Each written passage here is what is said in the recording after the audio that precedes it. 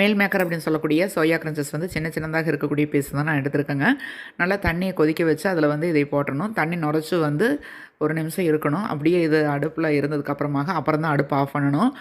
சூடானதுக்கப்புறமாக 2, 3 தடவை நல்லா இதை வந்து அலசிட்டு அதுக்கப்புறமாக தண்ணியே இல்லாமல் நல்லா பிழிஞ்சு எடுத்து வச்சுக்கணும். சுத்தமாக தண்ணியே இதில் இருக்கக்கூடாது.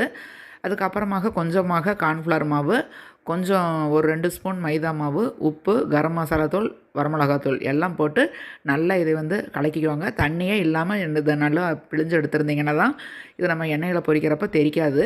இப்போ வானிலையில் கொஞ்சமாக எண்ணெய் ஊற்றி எண்ணெய் சூடான உடனே இது வந்து நம்ம ரெடி பண்ணி வச்சுருக்கக்கூடிய அந்த சோயா கிரன்ச்சஸ் வந்து இதில் வந்து போட்டு எடுத்துக்கலாங்க.